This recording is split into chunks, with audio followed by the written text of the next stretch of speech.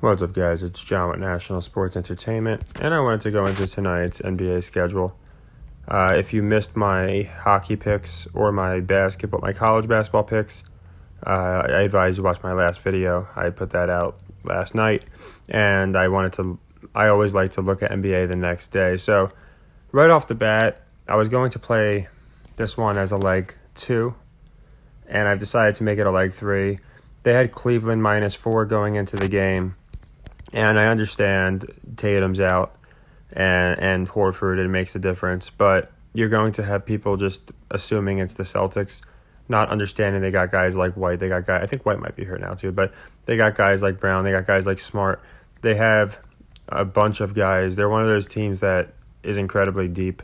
And people are taking the Warriors without Steph and without Wiggins. So I have no doubt they're going to be taking the Celtics here with 7.5. Without Tatum. So I love this pick. I think the Cavaliers are going to cover. And I think it's also going to establish that, yes, it's without Tatum, but the Cavaliers could be a team to be reckoned with. Here I like the Sixers. I like them to cover. I think they're going to win for sure. And the cover, just a matter if they cover, I think they do. Again, I think they want to start making some teams look competitive in the East. They've given the Knicks a run. It's like they started the season doing it with the West, with the Nuggets and the Grizzlies. And then they transition to really flex the East, almost like so we remember both. Beginning and the end is the two most important parts. So people will just have the impression that these teams are good. So I think it's important to have the Sixers look strong here. This one I do like the Blazers. As you know, I have them getting in the playoffs over the Lakers, and I just think that when they go on runs, they're going to have to win these kind of games. I picked the Magic to beat them because I thought it was a trap. But they're going to have to beat the Magic, beat the Pistons, beat the easy games, get a couple upsets, and they're a very streaky team. So I like the Blazers here for the cover. Heat, terrible against the spread for that reason. They're still a little below historical norms. They're right within it, but a loss would drop them, and we still have about 20 games left. So I do like the Heat here for a cover. Raptors, Nuggets, I like the Nuggets to cover.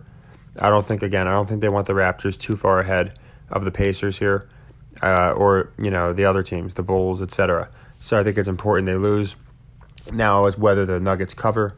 I think they'll cover as well. And then Pelicans, Kings, I like the Pelicans. I'll take them with the points. Actually, looking at this one, I like the Pelicans money line, to be quite honest. It moved to 185. I had written it down because I thought it was 205, but I still like the money line, almost 2-1. And I just think it's a very important game for them to win. So, especially if Val's in. Val will match up very good against Sabonis, if they're trying to make it believable.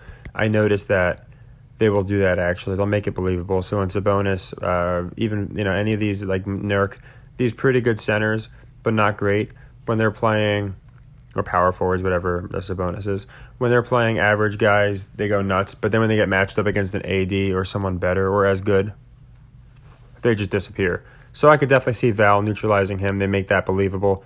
But as I said, for me, it's more about the script. And the script is going to be a very close, condensed West. So I think the Pelicans are going to win this game. And because more people are probably going to be fading them, to be quite honest. Because they've just not looked great.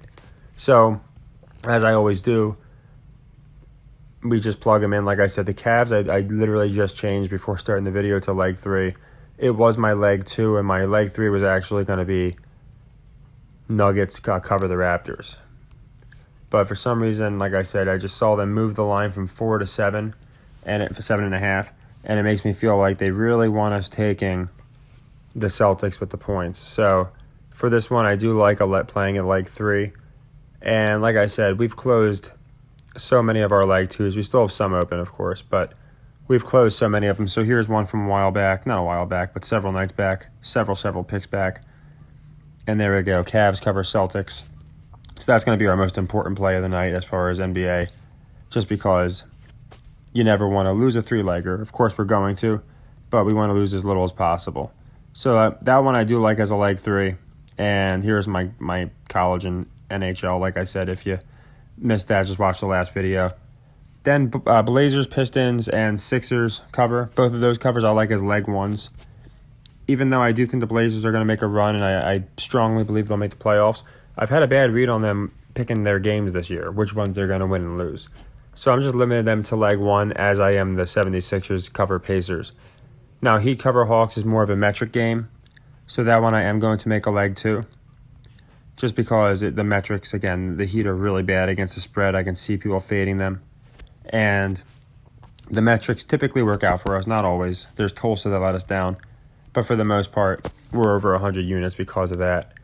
So I do like the Heat to cover the Hawks. I also like I said, it wasn't going to be a leg 3. Now it's a leg 2 because I don't want to play too many leg 3s. I like the Nuggets to cover. I just think that, again, the Raptors can't be too many games ahead of these other teams. So then it's just a matter if the Nuggets cover. And I think they want to make them look strong. You got the Suns looking unbeatable. You got so many other teams. I think it's important the Nuggets stay looking strong. And then the last 2-legger is going to be the Pelicans to beat the Kings. I'm going to change it to the universal number. Like I said, my book, sometimes I'll get better odds. Your book, you might get better odds. But I always try and match it up to the exact ESPN number because that's the closing number, and that's typically what I wind up getting. So there we go. Those are our picks for tonight. Nothing crazy. I think we have a good night. Usually on bigger schedules, we have a better night because on a 6-game schedule or whatever, we can miss 5. But like I said, I think we have some good picks here, and I think we're going to have a good night overall. And the rest are in my prior video. So take care and happy earnings.